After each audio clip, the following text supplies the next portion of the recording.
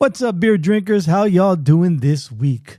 We got another great show for you again this week. We drink and review some delicious beers from Catalyst Crafted Ales and Southern Tier Brewing. And then in our beer news, we talk about Bell's 40th anniversary and also a Latino-owned brewery in the Bay Area and their latest charity endeavor. And then for our Cöld Brüe List, 'tis the season, so we list off this year's 10 best pumpkin beers for you to try. And then, of course, we untap our beers, and right after that, we have our Drunken Shenanigans portion of the show. I go back and talk about a Costa Rica trip, and then homecoming, and then a new bar out here in Surprise, and then Sorcerer Chromatic previews a little bit about last week's 49er game against the Cardinals. All right, don't forget to follow us on Untappd and on Instagram, search Cöld Brüe Podcast. So without much further ado, it's time for another Cöld Brüe.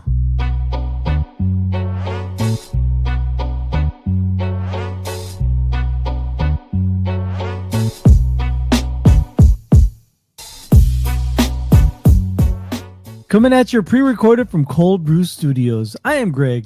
He is Sorcerer Chromatic, and we're here to talk about beer. Yes, we are. How you doing this week, man? Good. Good, doing well. Right on. Can't complain. Yeah, I had a fast week, man. This week went by real quick, and I don't know. I feel like each week my daughter is in high school will go by even faster. Oh. Well, it could be a good thing, right? Yeah. It's not a bad thing. It just is.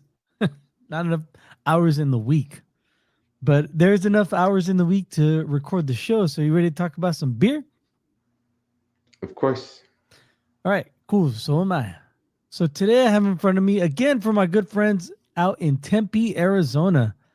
This is from Catalyst Crafted Ales. I have their Positive Visualization.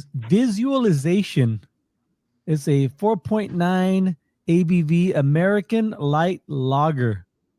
There's really not much more to say about this. It's American Light Lager, just as you would expect, like a Bud Light, Coors Light, Miller Light, that whole light beer.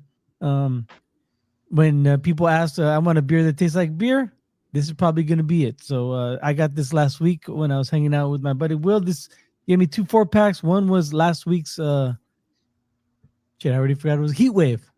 And this was the other one, the Positive Visualization. So without further ado, pop off. Hey, wait, hold on. Let me see the canner. Oh, yeah. Oh, so it's like an eye. Yeah. What's that around it? It's like a raise, like a, light. Like when you draw a sun, you just draw like little lines coming off. Oh, okay. Yeah, so it's the unblinking eye, right? There you go. Anyway, all right. So what do you got? I have from our friends over at Southern Tier. You know what I'm doing, right? Yeah. Maybe a pumpkin. Yes. Well, nice. Not exactly a pumpkin.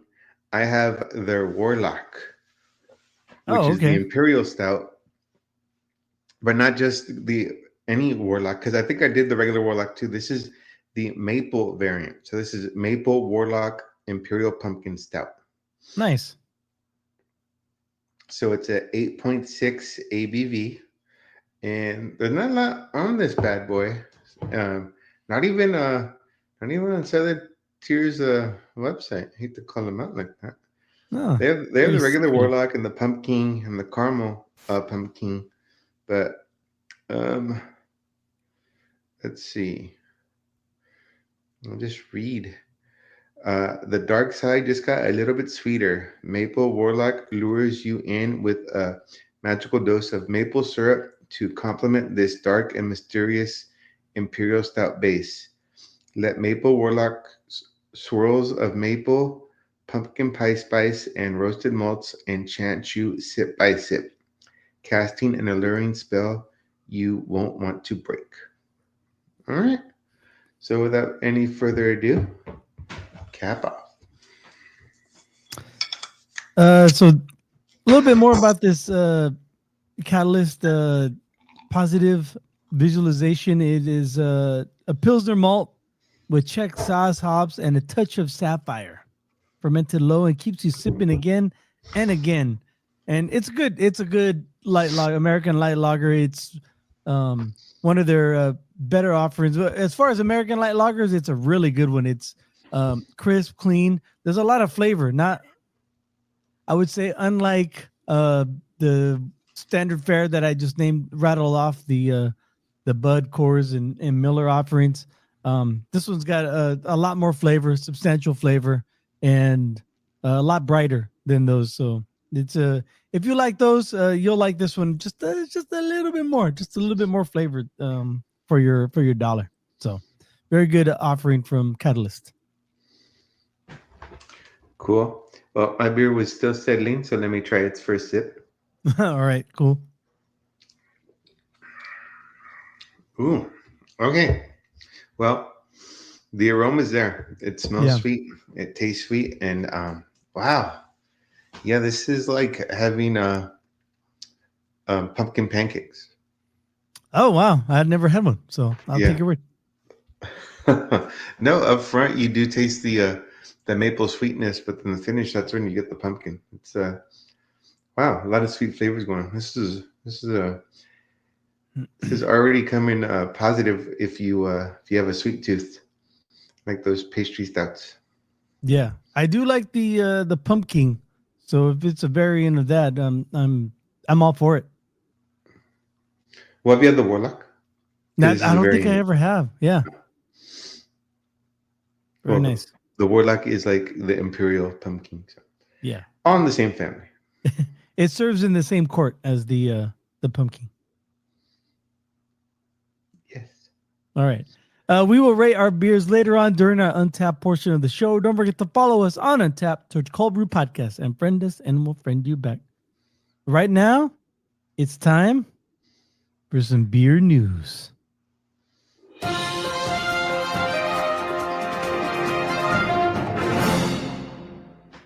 All right, so the first one comes to us from Comstock, Michigan. I'm sure you already figured out what I'm talking about. Bell's Brewery celebrates their 40th year with a $2 million investment and a party. Wow, that's a lot of money for a party, $2 million. Right? This week, Comstock, Michigan-based craft beer brand Bell's Brewery is celebrating a 40-year milestone by investing $20 million into its Southwest Michigan properties over the next 2 years.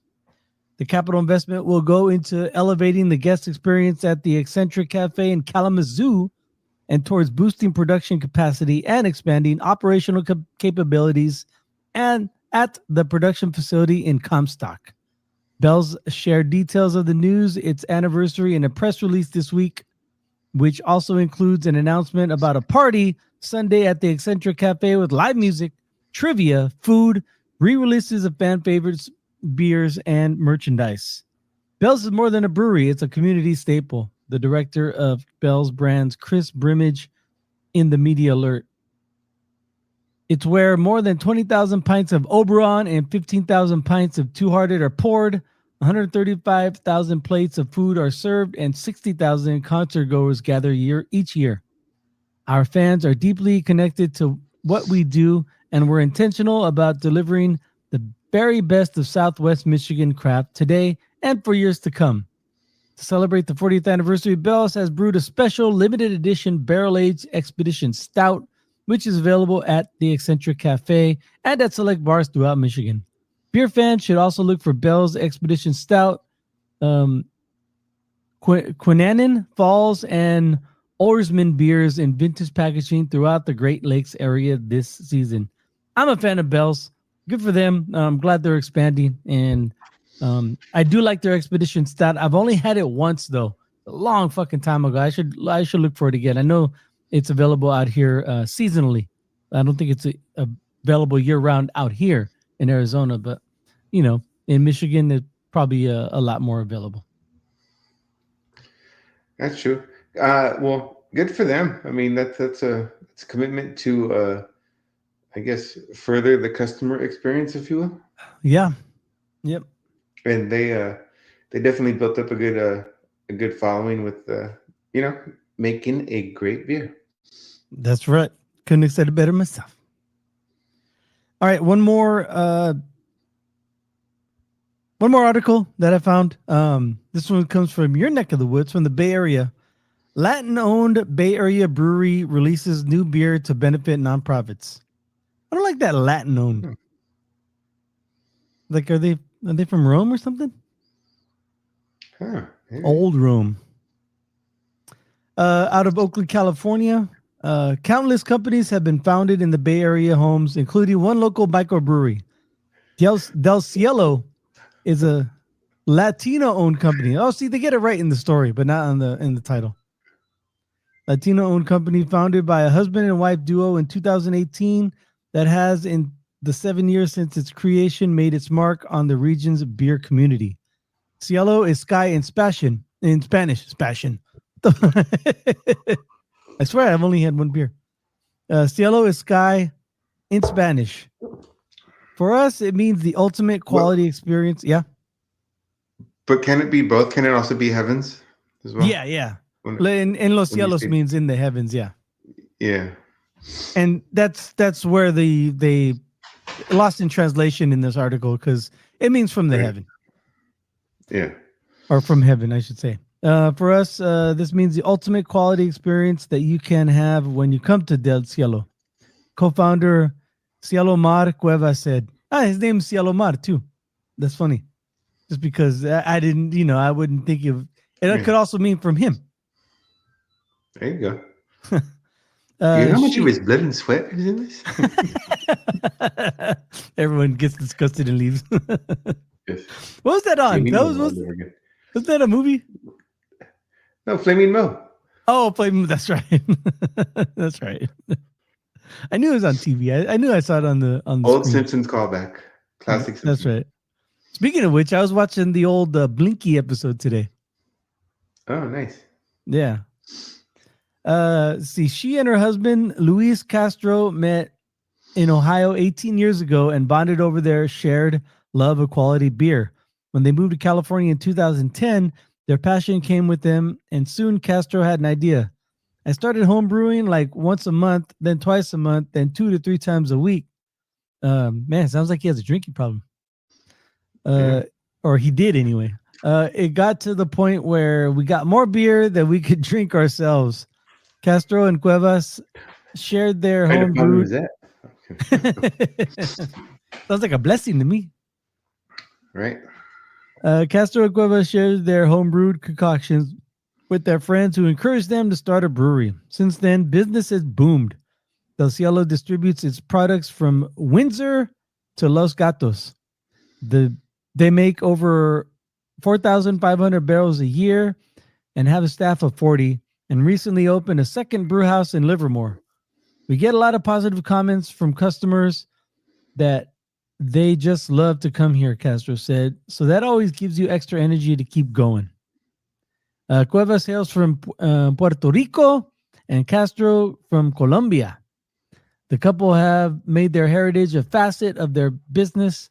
The Puerto Rican and Colombian flags are draped over their brewery bar, and their products feature Latin names such as Martinez. That's what I thought. I thought they started in Martinez. Right. That's what I thought too. Yeah. So Martinez, that's the name of one of the beers. The Cosecha Fresca and the El Rey IPA. Each of their 12 core brews are packaged and filled with ingredients that give the customer a taste of Latin America. We like to have fun with our branding or names. We have Orale, which is our biggest seller, Cueva said. Basically, Orale is an expression of enjoyment. You can be like, Orale, let's do this. That's amazing. That's awesome. Less than 3% of U.S. breweries are Hispanic-owned. Del Cielo has teamed up with 16 other Latin-owned beer makers to brew Patria Hazy IPA. The word translates to homeland and is being released in honor of Hispanic Heritage Month. Patria is a limited run product, and 20% of proceeds will go to the local Latin run nonprofits around the country. I feel like it's a love letter to our heritage. El Cielo is a well established company, but that same experimental streak that led Castro to create the products that helped build their brand is still alive and well. He's brewed over 300 varieties of beer, including specialties like Guava Dreams. His work hasn't diminished his love for beer either. I still have a beer a day, sometimes more than one, Castro said. So there you go. There's a nice little write-up of Del Cielo and their latest charitable beer. Endeavors. Yeah. Well, endeavors too, because opening up a new tap room too. Right. So good for them. And you're the first one to clue me into Del Cielo because you had one of the beers on the show years ago. Yeah, I think it was the Orale. That's one with the luchador mask. Oh, okay. Right on. There you go. All right. So yeah, good to them. Hopefully, here's a few more years for them at least, maybe more. Right. All right. That's all I have for the beer news this week. So do you know what that means? I think I do. It means it's time for everyone's favorite segment on Cöld Brüe Podcast because it's my favorite segment. It's time for the Cöld Brüe List. Dun, dun, dun, dun. All right, man. So are you ready for spooky season? A little bit. Yeah, I don't know if I'm going to be dressing up this year. I think my daughter's a little bit too old. She kind of said as much for us to be going around trick-or-treating with her. I think she wants to hang out with her friends, but it's on a Friday this year. So, I mean, maybe, who knows? Maybe I'll still dress up and antagonize her. In spite of her, I should say. That'd be cool. No, but I do like this time of around year. the cleaver. Oh, sorry. Yeah, just chasing around, yes. But I do like this year because I like scary movies, you know that. And so there's always a push in the media for scary movies. So how about you? Are you ready for spooky season? Yeah, we're getting there. We actually bought some decorations, but we're reluctant to put them out only because our girls would, they think they're toys rather than, for looking, decor, if you will. Yeah. Yeah. But we'll get there. They're for looking, not for touching. You'll see it when you stop by or when you come over, however you want to say it. Yeah. So with that said, I have a list of the 10 best pumpkin beers to drink this year, 2025 edition. Oh, nice. Okay. Lay it on me. Okay. No particular order. Wait, is one of them Warlock? Maybe. Okay. Maybe the maple? Right. No, yes. Good. This is, I know I've had this one, but it's been years, and I got to try this one again. The Shipyard Pumpkinhead Ale. Oh yeah, it's been years since I've had that one. I remember that one at what was it? Was it Harry's Soft Bra? That was the first time I had it. Well, seriously, that's like one of the first ones to hit the market too. I think it was the first one I saw this season. Nice. Ahead of the curve. Next, yes, I think it's pronounced Schlafly. Oh yeah, Schlafly. Their pumpkin ale. Yeah, I never had that one. Have you? No, I can't say that I have. The quote says, "If Shipyard's Pumpkinhead Ale had a heftier, bolder, older sibling." Okay. Now here's one I got to look for. I got to look for Clown Shoes Pumpkin Sombrero. It's a Mexican-style chocolate stout with pumpkin puree. You know what I got to say about that one, right? Fucking clown shoes. There you go. Perfect.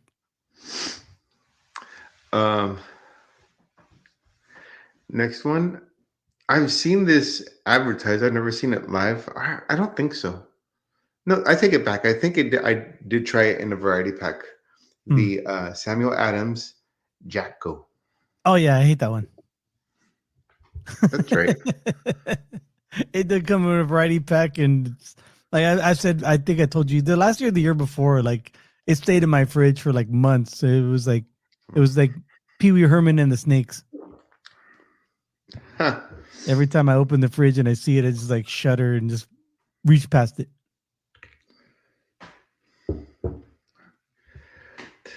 Next, from Bronx Brewery, the Bronx Brewery Tattooed Pumpkin IPA. Ooh, all right. Got my I'm attention with still a that. skeptic on the pumpkin IPA. I don't think I've had one that I really enjoyed yet. Not that I've had a lot. Yeah, I can't even think of having one, but I would like to try. Next is a staple of the pumpkin beers is the Elysian Night Owl. Oh yeah, that's a good one. I do like that one. You know, I saw their variety pack now, and it's just Night Owl, the Pumpkachino, and um, the other. What I want to say is the stout. They don't have the stout no more. The one with the bear, Oh, I can't even tell you. the dark stout of the moon, or something like that. Yeah, they don't have that one no more. Oh, okay. Next, from Doc's Draft is called Doc's Pumpkin Cider. Oh, a cider. All right, so like a Yeah. appley sweet pumpkin cider. Very nice. Good Next, little. from Dogfish Head, Yeah. Dogfish Head Pumpkin Ale. This is a brown ale variant. Hmm. I know I've seen it before. I don't know. I don't think I've ever tried it. Next, from Two Roads Brewing Company, Rhodes Mary's Baby. She got the devil within, I heard. Uh, it's a pumpkin ale brewed with spices and aged in rum barrels with vanilla beans. You know what? I don't think I like scary movies. I don't think I've ever seen Rosemary's Baby. I think I got to put that on the list this year for spooky movie season. Isn't that more of like a suspense, like drama, versus I, a horror movie? it might be, but like I said, I've never seen Yeah. it, so I can't give you a definitive answer on that. But I think you might be right. It's not a scary movie more than a like you said, a suspense thriller. A disturbing movie. Cause this is thriller. Okay, go ahead. Next is Garvey's Point Pumpkin Picker. It's What? a saison. Oh, a saison. Oh, okay. Pumpkin picker. A saison. Yeah, I'm just I was just the name it. That's why I was like, what? I'd never heard of that before. That's why I was saying what. Garvey's Point Yeah. Craft Brewery. All Pumpkin right, picker. nice. All right, and that actually does it for the list. And Southern Tier Maple Board. The best on the list. Number one. Save the best for last. Best for last. Oh, very good, very good. I do like me a Southern Tier pumpkin though. I just like I said before. I said it. I'll say it every year. I like it when they add vanilla and even graham crackers or graham to the pumpkin beer ingredient list. Makes me like it a bit more than just the traditional like nutmeg and allspice and pumpkin puree. But that's just me though. That's just my thing. Cool, man. All right. Thanks for the list. How's your beer treating you? Good. Good. Enjoying it. Very nice. All right. So we're going to rate our beers right now on Untappd. I already searched your beer up earlier just to make sure I had it. It was by Southern Tier Brewing, the Maple Warlock. What would you like to rate this beer at? I'm going to give it a 4. Oh, okay. Nice. It's over. Hey, you're right there with everyone else. It's an average rating of 3.97. None of our friends have rated it as of yet. What notes would you like to leave on it? Just sweet. Yeah. Malty. Okay. And seasoned. Seasoned. Very nice. Save and check in. All right. So I had by Catalyst Crafted Ales the positive visualization. There it is. I like it. I like this one. I'm gonna give this one a 4.25. When I put it in context of American Light Lager, it's right there, man. It's better than I would choose this one over any macro American Light Lager for sure.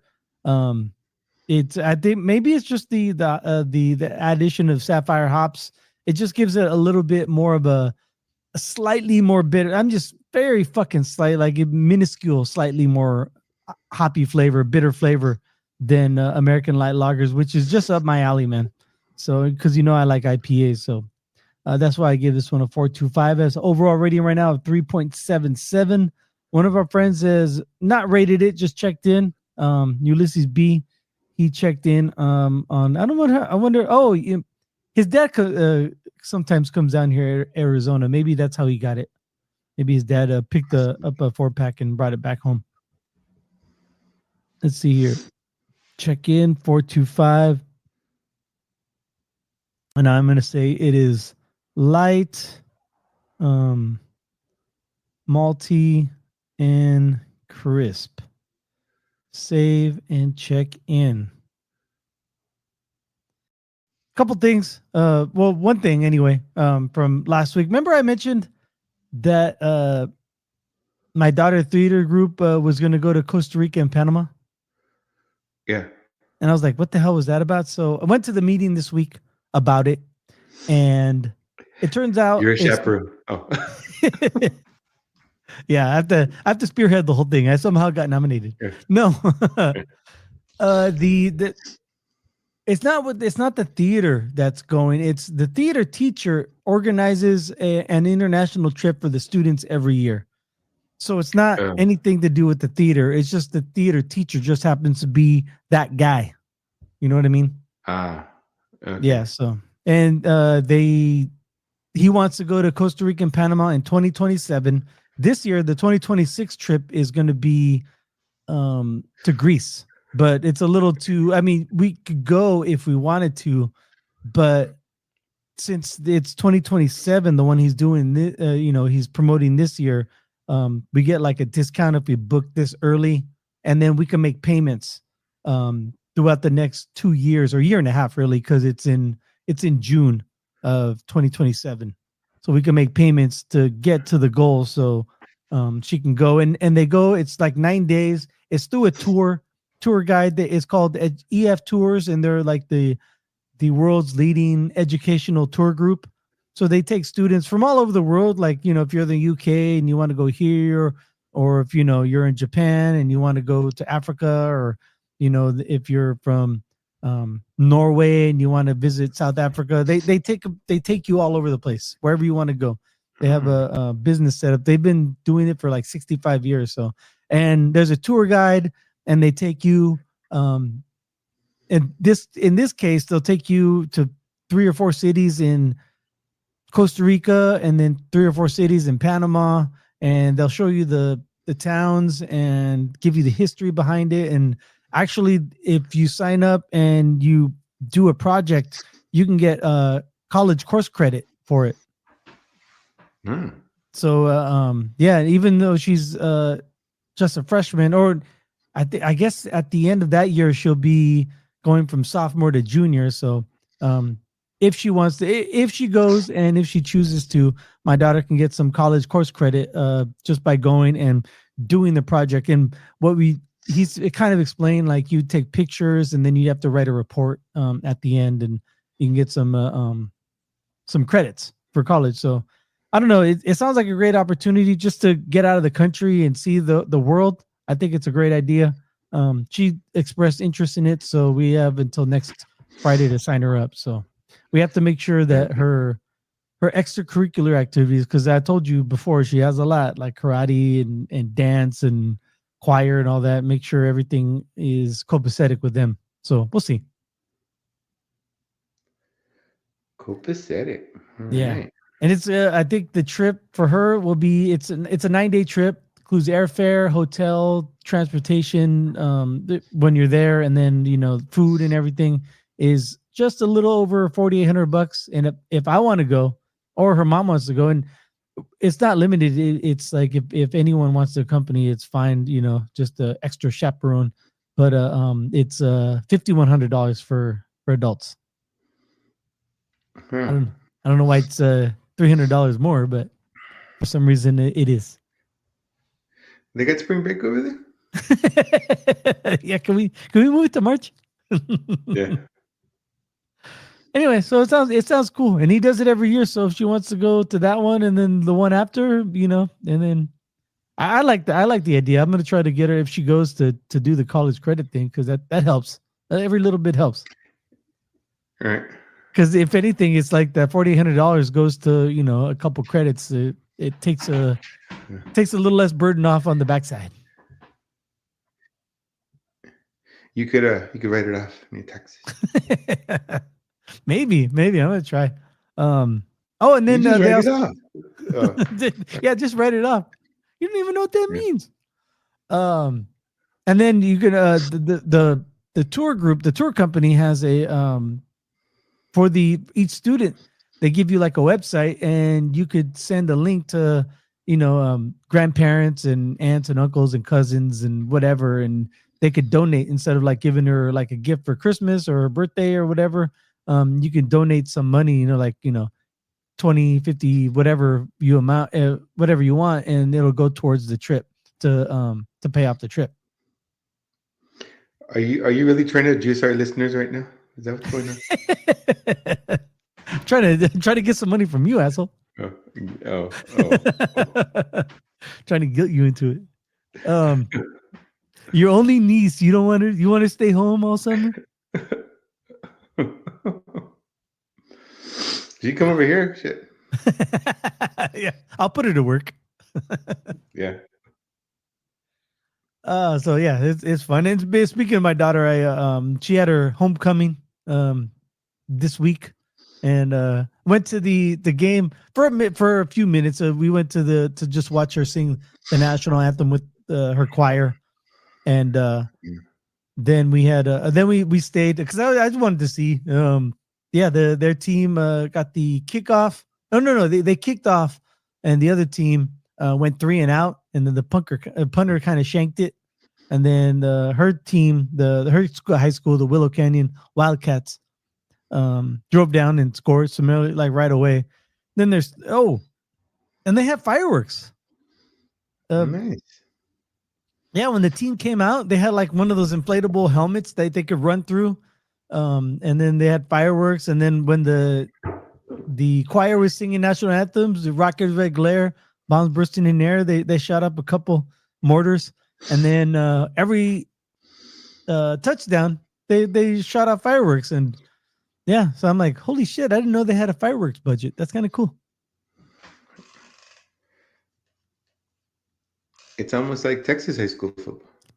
I told my daughter's mom that she's like, wow, yeah. She's like, did you guys have fireworks in high school? No, I go, we barely even have flashlights. And then she's like, way to go to the junior high to use their field. I know, right? We didn't have a fucking football field.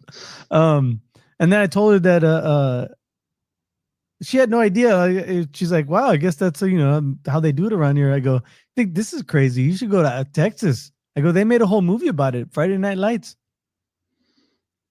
Yeah. Yeah, so and that other one too. What's the knockoff?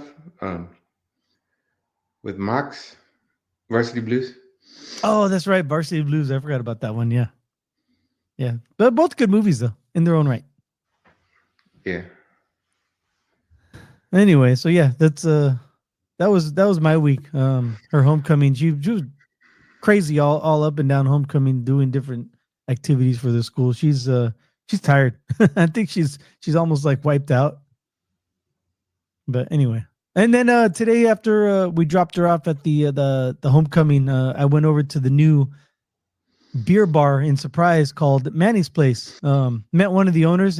I think it's like 4 or 5 of them.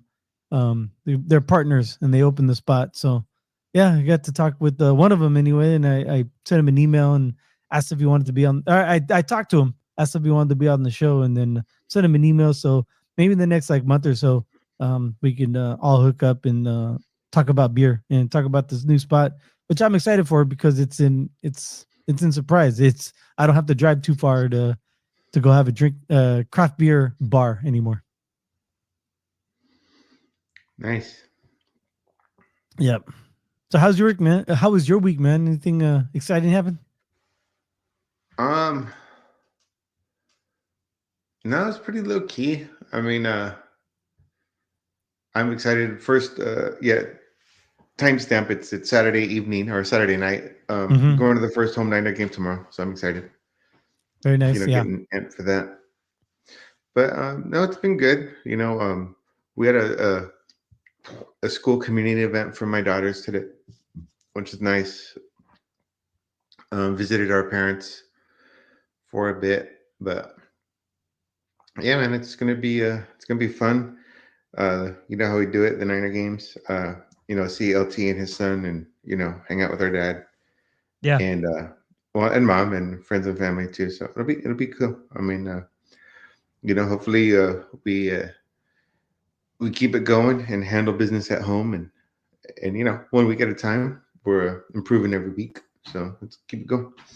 Yeah, I like our chances tomorrow, and because the Cardinal secondary is decimated, so that that helps. Maybe it'll free up some routes down the field, and Mac Jones won't have to hold on to the ball for too long. He can let it go, and we can get some strikes down the field. Yeah. But yeah, we'll see. We'll see. Home opener. But the Cardinals always play the 49ers tough, no matter what. So it's not a given. Yeah, and then I'll be there next week. I don't know when we're gonna be able to record, or if we'll be able to record. But I'm off that Monday, so we'll talk. Maybe we could do some Monday night instead. Cool in the gang. All right, that's all I have. That's all we have for this week's episode of Cöld Brüe Podcast. So thank you for downloading yet again another Cöld Brüe. I am Greg. He is Sorcerer Chromatic, and we'd like to wish you cheers. Until next time.